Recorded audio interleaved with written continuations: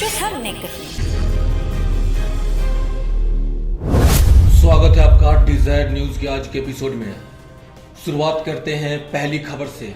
खालिस्तान समर्थक और वारिस पंजाब डे के चीफ अमृतपाल सिंह आखिरकार पुलिस के शिकंजे में आ ही गया है। पंजाब पुलिस ने भगोड़े अमृतपाल सिंह को मोगा से गिरफ्तार कर लिया। बता दें कि अमृतपाल 18 मार्च से फरार चल रहा था। पुलिस उसके चाचा और कई सहयोगियों को गिरफ्तार कर चुकी है। पंजाब पुलिस ने अमृतपाल की गिरफ्तारी की पुष्टि की। पुलिस ने बताया कि अमृतपाल को मोगा से गिरफ्तार किया गया है। पुलिस ने लोगों से शांति बनाए रखने की अपील की है, साथ ही लोगों से फेक न्यूज शेयर न करने को भी कहा है। बताया जा रहा है कि अमृतपाल को असम के डिब्रूगढ़ ले जाया जाएगा। डिब्रूगढ़ में उससे पूछताछ की जाएगी। अमृतपाल को हिरासत में लिए जाने की तस्वीर भी सामने आई है। अमृतपाल सिंह को गिरफ्तारी से पहले रोडेवाला गुरुद्वारा में देखा गया था। इसके बाद मुक्तसर पुलिस उसे अपने साथ ले गई। अमृतपाल की गिरफ्तारी से उनकी पत्नी किरणदीप कौर को पुलिस ने इसी शुक्रवार को हिरासत में लिया था। किरणदीप एयर इंडिया की फ्लाइट में बर्मिंघम जाने वाली थी। आव्रजन अधिकारियों ने उसे यात्रा करने की अनुमति नहीं दी और उन्हें हिरासत में ले लिया। बता दें कि अमृतपाल पर क्यों हो रही कार्रवाई। अमृतपाल सिंह सबसे पहले 23 फरवरी को चर्चा में आया था। उसने अजनाला में अपने करीबी को चुराने के लिए हजारों समर्थकों के साथ अजनाला थाने पर हमला बोल दिया था।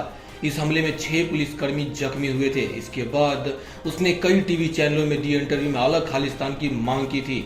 अमृतपाल की तुलना खालिस्तानी आतंकी भिंडरवाले से भी की जा रही है। पुलिस ने 18 मार्च को अमृतपाल सिंह और उसके संगठन वारिस पंजाब डे के सदस्यों के खिलाफ कार्रवाई की थी। अमृतपाल और उसके सहयोगियों पर विभिन्न वर्गों के बीच वैमनस्य फैलाने, हत्या के प्रयास, पुलिस कर्मियों पर हमले और लोक सेवकों के काम में बाधा डालने से संबंधित कई आपराधिक मामलों में प्रकरण दर्ज किया गया है। अमृतपाल सिंह मामले में जैसे ही कोई नई अपडेट आती है, डिजायर न्यूज आप तक जरूर शेयर करेगा। अगली खबर पर चलते हैं। अगली खबर सामने आ रही है। अयोध्या में भव्य राम मंदिर का आकार अब दिखने लगा है। मंदिर की छत की ढलाई का काम भी शुरू हो गया है। साथ ही मंदिर के बीम भी तैयार हो गए हैं। अयोध्या में भव्य और दिव्य राम मंदिर का निर्माण कार्य बड़ी तेजी से चल रहा है। अक्टूबर तक मंदिर का प्रथम तल बनकर तैयार हो जाएगा। इस बीच रामलला के मंदिर की लेटेस्ट तस्वीरें सामने आई है, जिनमें मंदिर के भव्य स्वरूप देखा जा सकता है। अगली खबर सामने आ रही है। प्रधानमंत्री नरेंद्र मोदी को एक चिट्ठी के जरिए जान से मारने की धमकी दी गई। चिट्ठी में सुसाइड बॉम्बर द्वारा हमले का जिक्र है। इतना ही नहीं, पीएम मोदी की सुरक्षा से जुड़ी डिटेल्स भी लीक हो गई है। सुरक्षा एजेंसियों ने मामले की जांच शुरू कर दी है।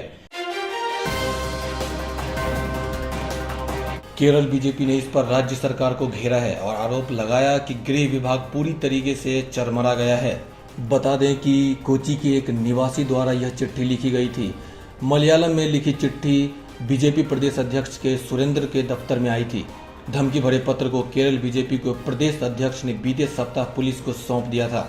इस रिपोर्ट में कहा गया है कि पिछले हफ्ते भाजपा राज्य समिति के अध्यक्ष को मलयालम में लिखा गया एक पत्र मिला था, जिसमें भारत के प्रधानमंत्री पर आत्मघाती हमलावर द्वारा हमला करने की धमकी दी गई थी। रिपोर्ट में यह भी कहा गया है कि पत्र की सत्यता और इसके पीछे किस शख्स की भूमिका है, इसकी जांच की जा रही है। सुरेंद्रन ने आरोप लगाया कि पुलिस से खुफिया रिपोर्ट का लीक होना एक गंभीर गलती थी और इसकी जांच होनी चाहिए। 49 पन्नों की इस रिपोर्ट में ड्यूटी पर तैनात अधिकारियों के नाम, उनकी भूमिका, प्रधानमंत्री के विस्तृत कार्यालय चार्ट सहित अन्य बातों का विवरण दिया गया है। केंद्रीय राज्य मंत्री वी मुरलीधरन ने भी एडीजीपी रिपोर्ट के कथित लीक होने की निंदा की और कहा कि यह एक गंभीर मामला है। मुरलीधरन ने आरोप लगाया, मुख्यमंत्री को बताना चाहिए था कि कैसे प्रधानमंत्री की सुरक्षा से जुड़ी एक रिपोर्ट लीक हो गई और व्हाट्सएप पर वायरल हो गई। इसका मतलब है कि राज्य का गृह विभाग चरमरा गया है। इस बीच कोच्चि निवासी एनजे जॉनी, जिसका नाम और नंबर कथित धमकी भरे पत्र में था, ने खुद को इस मामले में निर्दोष बताया है। उन्होंने मीडिया से कहा, पुलिस ने मुझसे पूछताछ की है, मैंने उन्हें सारी जानकारी दी है। उन्होंने लिखावट और हर चीज की जांच की। उनके परिवार ने कहा कि इन्हें इलाके के अन्य व्यक्ति पर शक है। अगली खबर सामने आ रही है। सांसद सदस्यता जाने के बाद कांग्रेस के पूर्व सांसद राहुल गांधी ने सरकारी बंगला खाली कर दिया है। उन्होंने 12 तुगलक लेन बंगले की चाबी अधिकारियों को सौंप दी है। वो बीते 19 साल से इस घर में रह रहे थे। बंगला खाली करने के बाद राहुल गांधी ने कहा, मैंने सच बोलने की कीमत चुकाई है। कि जनता ने मुझे दिया, तो सबसे पहले मैं उनका धन्यवाद करना चाहता हूं। और सच्चाई बोलने की कीमत है, आजकल मैं कीमत चुकाता जाऊंगा, जो भी कीमत है मैं चुकाऊंगा। उन्होंने बंगला खाली करने के बाद कहा कि हिंदुस्तान की जनता ने उन्हें यह घर दिया था जहां वो 19 साल से रह रहे थे। वहीं उनकी बहन और कांग्रेस महासचिव प्रियंका गांधी ने कहा, भाई ने जो बोला वो सच है। उन्होंने सरकार के खिलाफ बोला, इसलिए ये सब हो रहा है। वो बहुत हिम्मत वाले हैं, मैं भी उनके साथ हूँ। डिजायर न्यूज के सूत्रों से हमें यह पता चला है कि अपना घर बदलने के बाद राहुल गांधी अपनी मां और कांग्रेस संसदीय दल के अध्यक्ष सोनिया गांधी के साथ उनके 10 जनपथ स्थित आवास पर रहेंगे। उन्होंने बंगला खाली करने से पहले ही 14 अप्रैल को अपने दफ्तर और कुछ निजी सामानों को मां सोनिया गांधी के आधिकारिक आवास में शिफ्ट कर दिया था।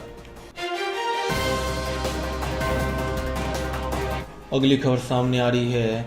जम्मू कश्मीर के पूंछ में गुरुवार को हुए आतंकी हमले में 5 जवान शहीद हो गए थे। इनमें 4 पंजाब और 1 ओडिशा का रहने वाला था। इनके नाम हवलदार मनदीप सिंह, लॉन्स नायक देवाशीष बसवाल, लॉन्स नायक कुलवंत सिंह, सिपाही हरकिशन सिंह और सिपाही सेवक सिंह है। इन जवानों में से किसी की 7 महीने की बेटी है तो किसी का 4 महीने का बेटा। शहीद जवानों के गांव में शोक की लहर है। परिवारों में गुस्सा भरा हुआ है। उनके परिवार के सदस्यों ने मांग की है कि सेना इस कायरतापूर्ण हमले का मुंहतोड़ जवाब दे। शहीद जवानों में लॉन्स नायक देवाशीष बिस्वाल ओडिशा के रहने वाले थे। वे पुरी जिले के अलगुम गांव के रहने वाले थे और 2021 में ही उनकी शादी हुई थी। वह अपने पीछे पत्नी के अलावा 7 महीने की बेटी छोड़ गए। 30 वर्षीय बिस्वाल स्थानीय लोगों के बीच लोकप्रिय थे। पंजाब के मोगा जिले के चारिक गांव के रहने वाले शहीद जवान कुलवंत सिंह के भाई ने कहा कि सरकार और सेना को हमले का मुंहतोड़ जवाब देना चाहिए। कुलवंत के 4 महीने के बेटे को गोद में लेते हुए उन्होंने कहा कि उनका भाई अपने परिवार से बहुत प्यार करता था और उसने अपने बेटे का समय पर टीकाकरण सुनिश्चित करने के लिए उनसे कई बार कहा था। उसकी 1.5 साल की बेटी भी है।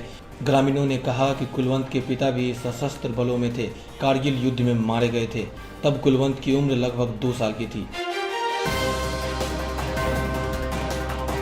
बता दें कि पूंछ आतंकी हमले की जिम्मेदारी जैश-ए मोहम्मद का समर्थित पीपुल्स एंटी फासिस्ट फ्रंट ने ली है। अनुच्छेद 370 हटाए जाने के बाद people's anti fascist front Jaish के प्रॉक्सी आउटफिट के तौर पर उभरा था। PAFF समय समय पर सेना और सरकार को कई बार धमकियां भी दे चुका है। साल 2020 में इसने वीडियो जारी कर कश्मीर में इजराइल की ओर से 2 सेंटर ऑफ एक्सीलेंस स्थापित किए जाने पर धमकी दी थी। इस मामले में जैसे ही कोई अपडेट सामने आती है, डिजायर न्यूज आप तक जरूर पहुंचाएगा। आइए दोस्तों, जानते हैं कि जम्मू एंड कश्मीर और मेघालय के गवर्नर सतपाल मलिक आजकल क्यों सुर्खियों में हैं। अभी हाल ही में कल उन्होंने खुद आर.के. पुरम थाने में करीब 300-400 लोगों के साथ वो पहुंच गए, लेकिन पुलिस ने बयान दिया है कि वो उन्होंने ना अरेस्ट के लिए बुलाया, ना उन्होंने कोई नोटिस दिया था। लेकिन सतपाल मलिक कोई बैठक करना चाह रहे थे 300-400 किसानों के साथ पार्क में, जिसकी परमिशन दिल्ली पुलिस ने नहीं दी। और इससे नाराज होकर सतपाल मलिक खुद वहाँ पे आर.के. पुरम पुलिस स्टेशन में पहुँच गए। साथ ही साथ देश के गृह मंत्री अमित शाह ने भी कहा है कि जब वो सत्ता में थे तो सतपाल मलिक ने ये सारे मुद्दे क्यों नहीं उठाए। उन्होंने इस पर नाराजगी जाहिर की है। साथ साथ जो खबर आ रही है कि 27 और 28 अप्रैल को CBI ने सतपाल मलिक को बुलाया है, लेकिन सूत्रों के हवाले से पता चला है कि सतपाल मलिक ने खुद एक बयान जारी करके कहा है कि उनको कोई नोटिस नहीं मिला है। सिर्फ एक फ़ोन कॉल आया है कि 27 और 28 को जो भी सूटेबल टाइम हो CBI उनसे कुछ सवालों पर बात करना चाहती है। लेकिन सूत्रों के हवाले से ये भी पता चला है कि 27 और 28 अप्रैल को सतपाल मलिक दिल्ली में नहीं हैं। उन्होंने अपने पूर्व नियोजित कार्यक्रमों के तहत वो कहीं बाहर हैं। उसके बाद हो सकता है कि कोई नई डेट हो जिस पे CBI उनके घर आए और घर आकर उनको क्वेश्चनिंग करे। तो सतपाल मलिक ने आज सियासी गलियारों में एक तहलका मचा दिया है। जिस तरीके से उन्होंने करप्शन को उजागर किया है, जिस तरीके से उनकी बयानबाजी हो रही है, उससे कहीं ना कहीं बीजेपी की छवि को नुकसान पहुंच रहा है।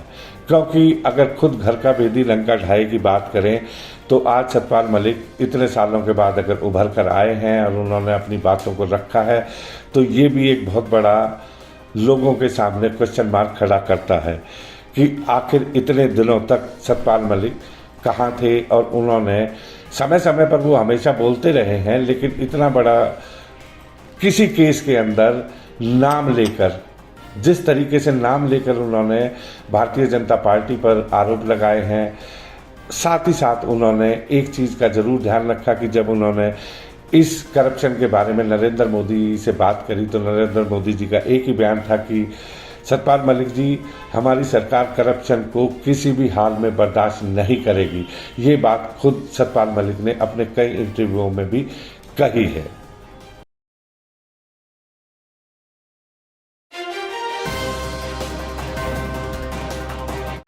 दिल्ली से आम आदमी पार्टी की एक और खबर सामने आ रही है। अब ये नहीं पता कि आम आदमी पार्टी के अच्छे दिन कब शुरू होंगे और बुरे दिन कब शुरू होंगे।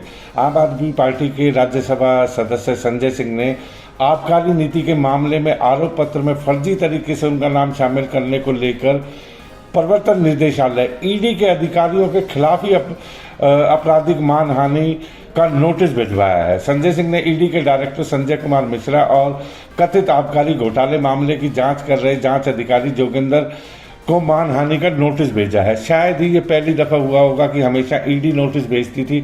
आज पहली दफ़ा ईडी को भी राज्यसभा सांसद संजय सिंह ने एक नोटिस भेज दिया है। लीगल नोटिस में अधिकारियों को 48 घंटे के भीतर माफ़ी नहीं मांगने पर कानूनी कार्रवाई करने के लिए कहा गया है। नोटिस में संजय सिंह ने कहा है कि दिल्ली आबकारी नीति के मामले में चार्जशीट में मेरा नाम झूठा डाला गया है, जबकि किसी गवाह ने मेरा नाम नहीं लिया। उन्होंने एक गवाह की स्टेटमेंट भी सोशल मीडिया पर वायरल करी, जिसके अंदर 164 के बयान हैं। उन बयानों को दिखाया गया है कि उसमें संजय सिंह का नाम नहीं है।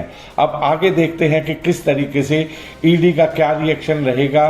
ये एक बहुत ही अहम मुद्दा है जो उन्होंने उठाया है और इतनी हिम्मत दिखाई है कि उन्होंने ईडी को नोटिस भेजा है।